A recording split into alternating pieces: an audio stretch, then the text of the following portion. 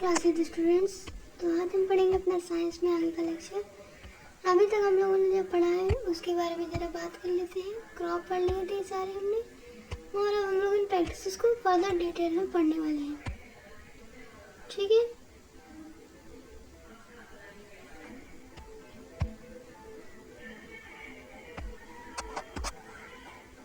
सबसे पहले preparation of soil हम लोगों ने कंप्लीट कर लिया है। सोइंग हम लोग कंप्लीट कर चुके हैं। एडिंग मैन्यूअल फर्टिलाइजर्स भी कंप्लीट हो गए हैं। अब आते हैं इरिगेशन पे। ये आज हम कंप्लीट करने वाले होंगे। वीड्स कंप्लीट करेंगे और देखेंगे तो इन दोनों को भी हम लोग कंप्लीट कर लेंगे। इन्हीं को डिटेल में पढ़ना है और ये चैप्टर में कुछ नहीं है। पहला चैप्टर है तो थोड़ा सा प्रॉब्लम हो सकता है आप लोगों को। अब आते हैं अपनी बुक पे। बुक में इरिगेशन के बारे में समझते हैं। इरिगेशन का आखिर मतलब क्या होता है? देखिए, इरिगेशन मतलब होता है सारे जीव जंतु जो लिविंग होते हैं। लिविंग का मैंने आपको फर्स्ट वीडियो में बताया था कि लिविंग नॉन लिविंग कौन होते हैं। और लिविंग बीइंग जिन्हें वाटर की ज़रूरत होती है रहने के लिए। वाटर बहुत ही इंपॉर्टेंट होता है हम लोगों की ग्रोथ के लिए। और वाटर जो होता है वो प्लांट के रूट्स में एब्जॉर्ब हो जाता है। वाटर के साथ में कुछ फर्टिलाइजर्स मैन्यूर्स भी उसमें एब्जॉर्ब हो जाती है। प्लांट में कम से कम 90% वाटर होता है। वाटर ज़रूरी क्यों होता है? जर्मिनेशन के लिए। अगर फिर प्लांट है उसको जर्मिनेट होने के लिए। जर्मिनेशन में आप लोगों को बता देते हैं क्या होता है। इस तरीके से एक सीड होता है, उस पर छोटा सा प्लांट आता है पहले, फिर उसी सीड से एक बड़ा सा प्लांट ग्रो हो जाता है। उसी सीड से फिर धीरे धीरे बाकी प्लांट्स में ग्रो होने लगते हैं। वही सीड। इस प्रोसेस जर्मिनेशन के लिए हम लोग किसकी ज़रूरत होती है? वाटर की। ओके, तो इसलिए यहाँ लिखा है वाटर की ज़रूरत होती है। हम आगे देखते हैं। और ये चीज़ अपनी ड्राई कंडीशन में नहीं हो सकती क्योंकि इसमें वाटर की नीड होती है हम लोगों को। ड्राई कंडीशन में ही नहीं हो सकती। जो न्यूट्रिएंट्स होते हैं वाटर में डिजॉल्व होते हैं, उन्हें ट्रांसपोर्ट किया जाता है प्लांट में।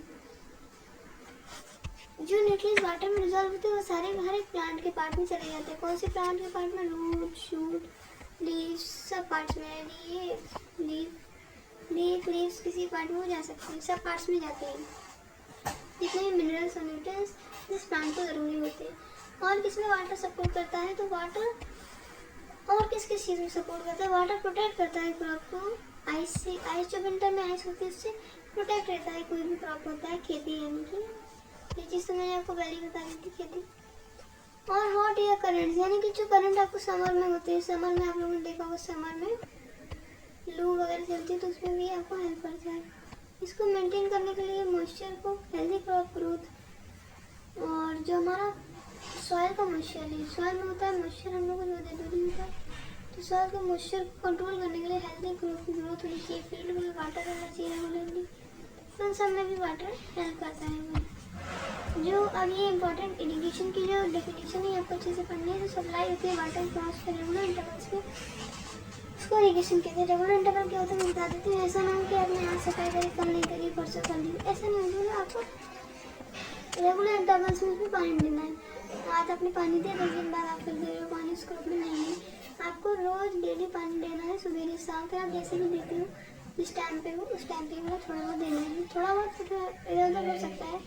इसी के time and frequency of irrigation varies from crop to crop. ये क्रॉप से क्रॉप में होती है। ऐसा नहीं कि यही फिक्स टाइम है। हर क्रॉप का अलग अलग होता है और हर सॉइल और हर सीज़न में अलग अलग होता है। किस सीज़न में ज़्यादा पानी देना है, किस में कम देना है। सपोज रेन सीजन में आपको बहुत कम पानी देना होता है, समर में आपको पानी की ज़रूरत ज़्यादा होती है। जैसे कि यहाँ लिखा है इन समर तो वाटर होता है तो ज़्यादा चाहिए होता है। और जो मुझे क्यों इतना ज़्यादा क्यों चाहिए होता है? क्योंकि यहाँ पे क्या होता है, इंक्रीज हो जाता है evaporation of water from soil and leaves.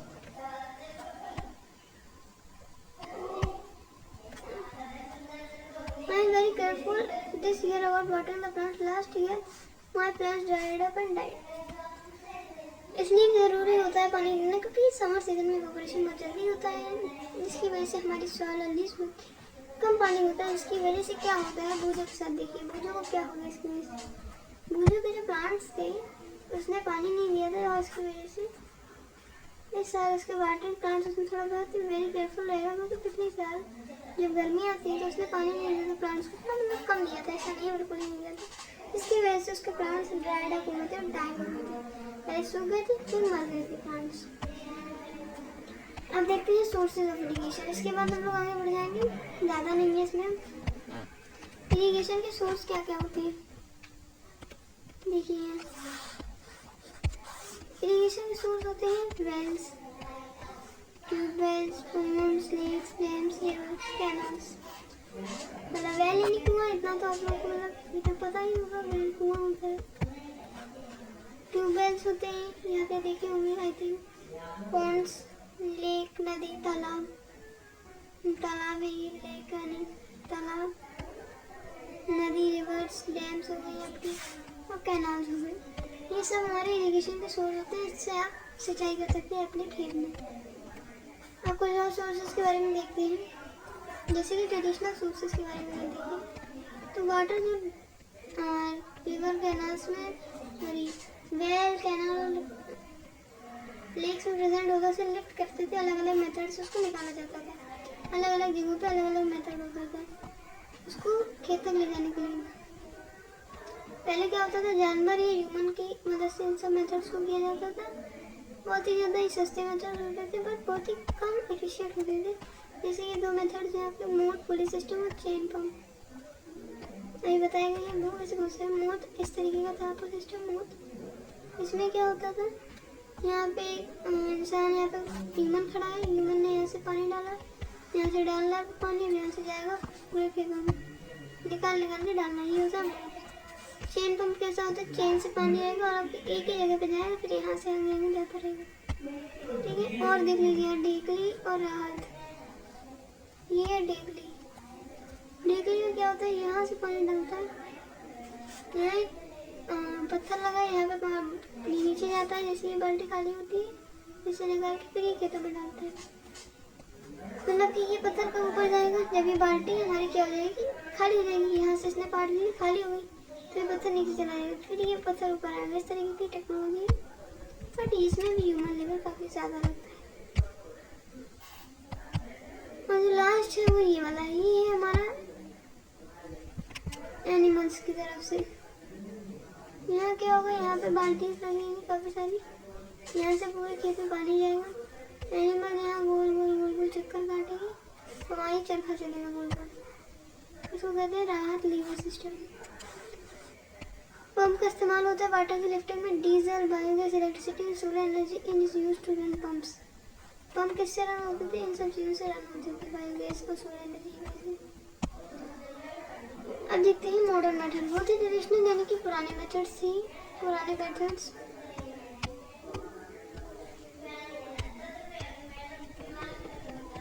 पुराने तरीके मैं हिंदी में लिख दे रही हूँ, आप लोग भी लिख सकते हैं अपनी बुक में, पुराने तरीके, अगर आपको नहीं पता है तो।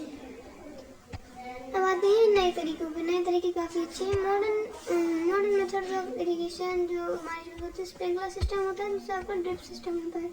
स्प्रिंकलर सिस्टम क्या होता है, जहाँ पे कोई भी लैंड है, जहाँ पे सफिशिएंट वाटर नहीं पहुँच रहा है, वहाँ पे ये वाले पाइप लगाए जाते हैं, इस तरीके के परपेंडिकुलर में आपको दिखा रहे हैं पाइप्स।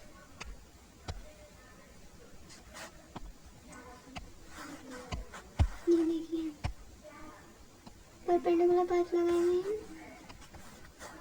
अगर ध्यान से देखें तो इस तरीके से, इस तरीके, this is known as perpendicular.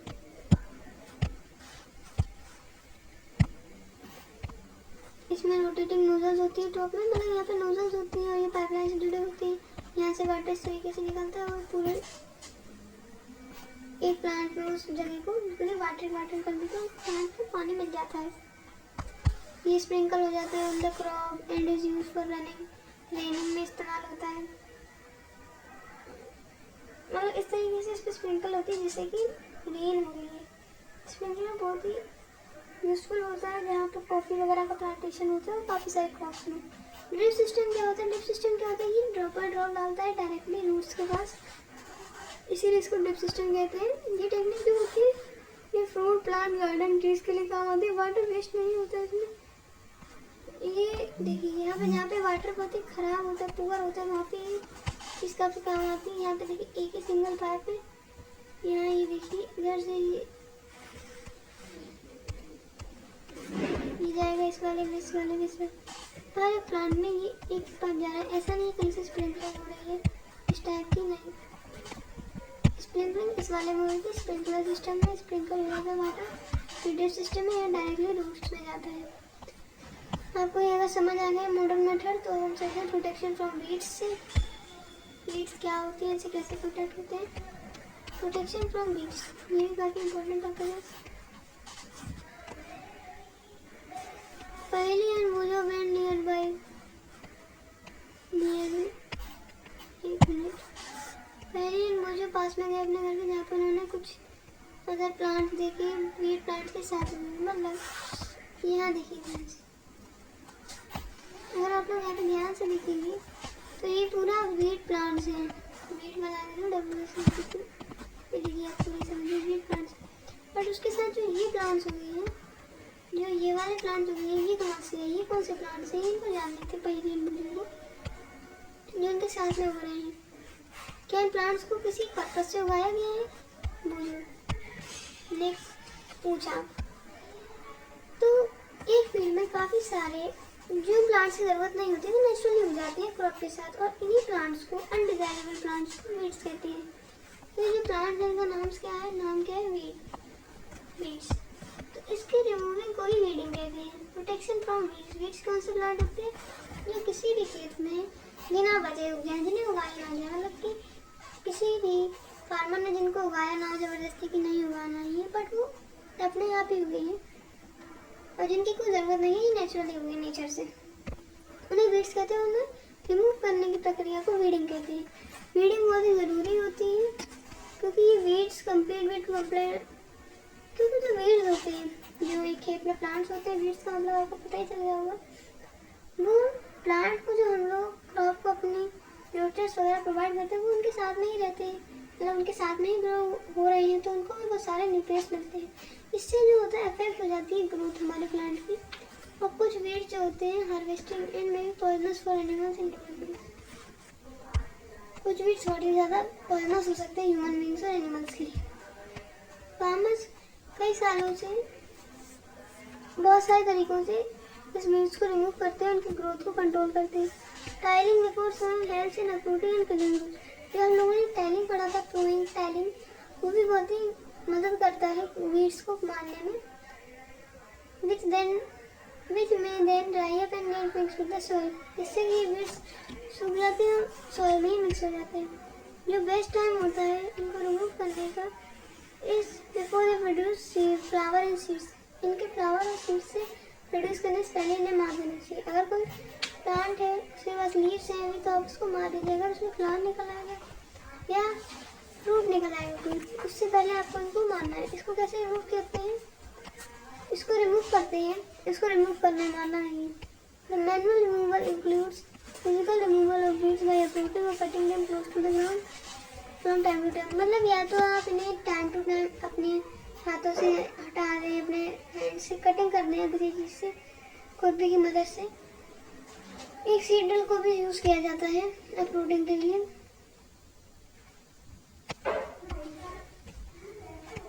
Weeds जो होते हैं वो कंट्रोल किए जाते हैं कुछ केमिकल से भी, हम लोग इन्हें कंट्रोल कर सकते हैं, जिन केमिकल्स को कहते हैं वीडिसाइड्स। केमिकल्स भी इंक्लूड होते हैं, जैसे 2,4-D एक वीडिसाइड है, इसे स्प्रे किया जाता है वीड्स को मारने के लिए। ये डैमेज कर देता है हमारे क्रॉप्स को। जो वीडिसाइड्स होती हैं यानी कि जो केमिकल्स होते हैं ये वाटर के साथ मिक्स होकर स्प्रे किया जाता है इस फील्ड में स्प्रेयर की हेल्प से। यहाँ देख सकते हैं आप लोग, यहाँ एक स्प्रेयर है, ये वीडिसाइड स्प्रे कर रहा है इसमें। Do weedicide have any effect on person handling and spray? मुझे फिर से पूछे क्या वीडिसाइड स्प्रे से किसी पर्सन को इफेक्ट हो सकता है जो ये फ्रूट्स वगैरह खाएगा? हमने पहले ही मेंशन किया था कि जो वीडिसाइड्स होते हैं वो स्प्रे किए जाते हैं वेजिटेटिव ग्रोथ के समय और weeds before flowering and seed formation. Seed formation से पहले मैंने भी कहा था वीड्स को मारना है, अगर तो उन्हें लीव्स के फॉर्म में मारना, अगर उनके फ्लावर आ गए या सीड आ गया, कुछ फ्रूट आ गया, उससे पहले ही हमें उनको ख़त्म करना था, रिमूव करना था। तो जब स्प्रे करते हैं वीडिसाइड का वो अफेक्ट करती है फार्मर्स की हेल्थ को, अफेक्ट कर सकती है फार्मर्स की हेल्थ को। इसकी वजह से उन्हें ये केमिकल्स को बहुत ही केयरफुली, बहुत ही सावधानी से इस्तेमाल करना चाहिए। उन्हें अपनी नोज़ और माउथ को कवर करना चाहिए क्लोथ के पीस से जब वो स्प्रे करें इन केमिकल्स को। जैसे कि यहाँ इस फार्मर को अगर आप ध्यान से देखें, ही covers the nose and mouth with a cloth. इसी तरीके से फार्मर से थोड़ा सा इफेक्ट हो सकता है, बट उन्हें अगर केयरफुली किया तो नो इफेक्ट। हार्वेस्टिंग क्या होता है? ये होता है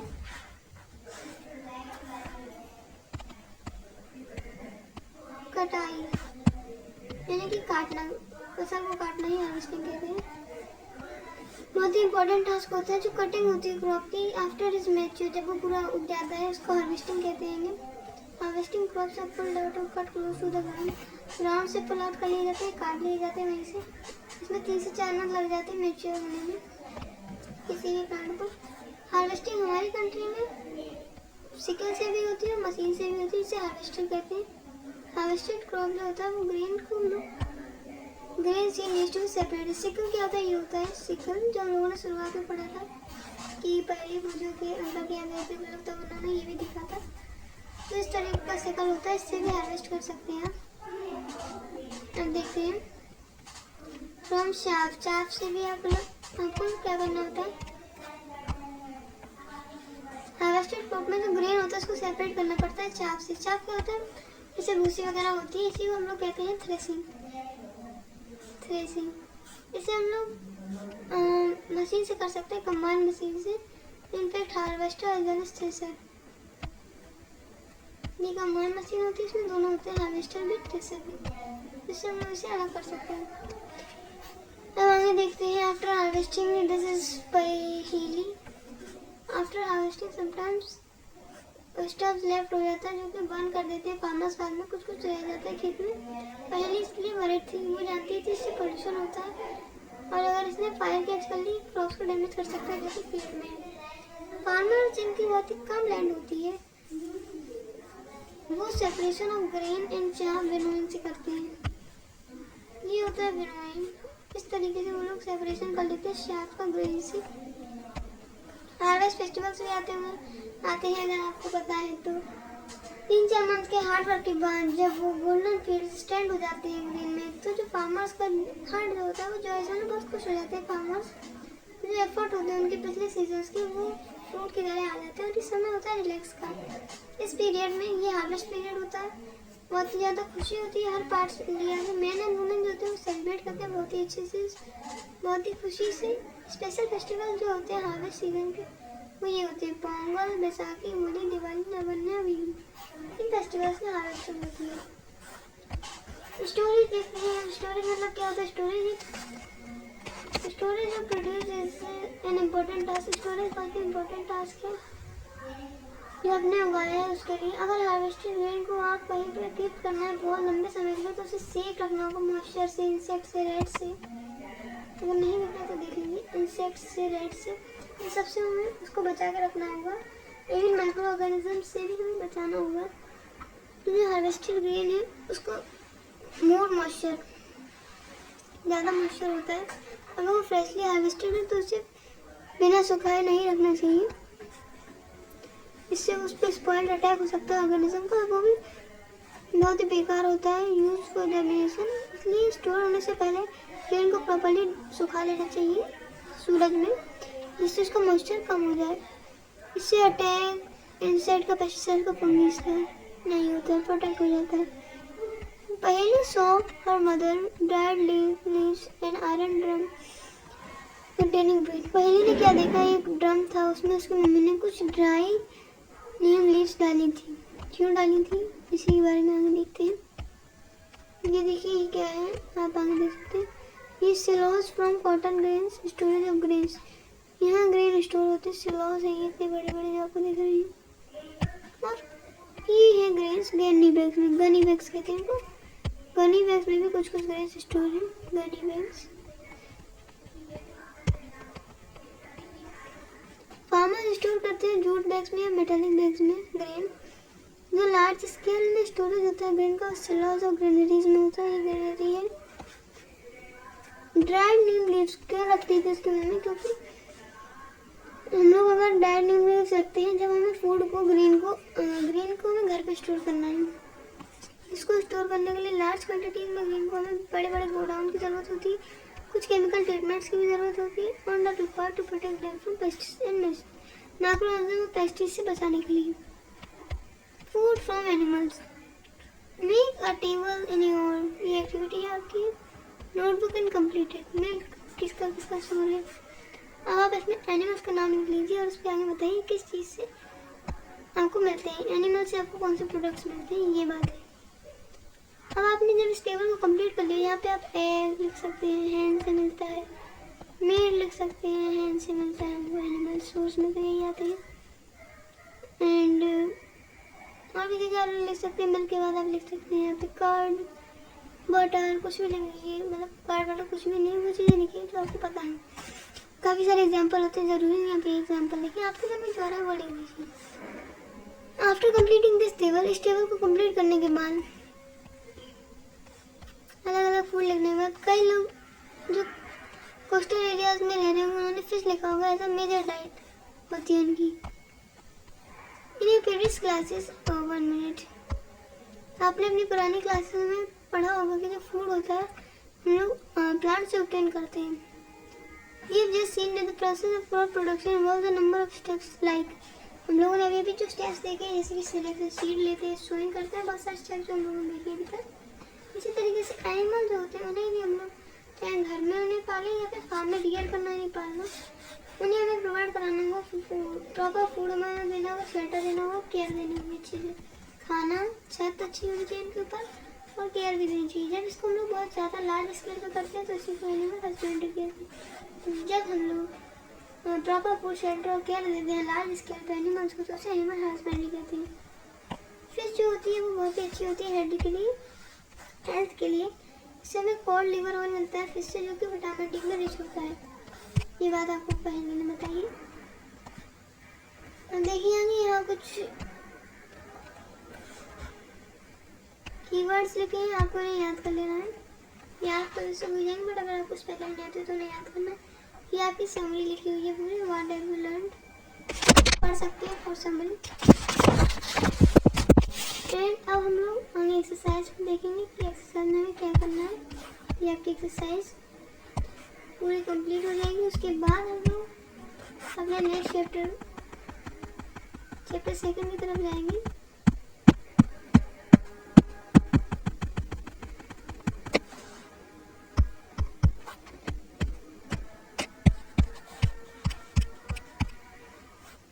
ये देखिए यहाँ पे चैप्टर 2 है हमारा micro organisms and food, friend and food. हम ये चैप्टर पढ़ रहे होंगे। अभी ये चैप्टर हमारा कंप्लीट हो गया, बट इसमें थोड़ी एक्सरसाइज सॉल्व करेंगे तब आपको पता चलेगा कि आपको कितना समझ आएगा। पहले आप अपने आप से सॉल्व कीजिएगा, वीडियो के चक्कर में मत रहिएगा। ठीक है, इसलिए हम आगे देखेंगे, सॉल्व करेंगे। Micro organism, friend and food next chapter पढ़ रहे होंगे। ओके बच्चे, और ये देख लीजिए आप शॉर्ट नोट्स आपके रिवीजन के लिए मैंने बना रखे हैं पूरे। टाइल इम्प्रूवमेंट, एग्रीकल्चर इम्प्लीमेंट्स, सोइंग के लिए हमने वो ये इरिगेशन का सारा है जो हम लोगों ने पढ़ा है, सोर्स वगैरह, ट्रेडिशनल मेथड, मॉडर्न मेथड जो हम लोगों ने पढ़ा, वीडिंग, हार्वेस्टिंग, फिशिंग, स्टोरेज, और बस आपके चैप्टर में भी थ्योरी एक्सप्लेनेशन कंप्लीट हो गया। आपको ये नोट्स प्रोवाइड करा दी जाएंगे, आप एक बार पढ़ लीजिएगा जिससे कि आपको पता चल जाए थोड़ा बहुत, आप समझ लें उनके बारे में। उसे और क्या करें, थैंक यू, मिलते हैं कल,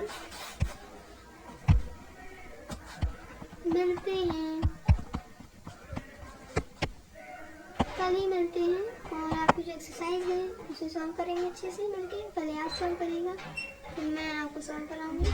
उसके बाद सेकंड चैप्टर पढ़ेंगे, मैथ्स भी पढ़नी है हमको। तो that is all for today, bye.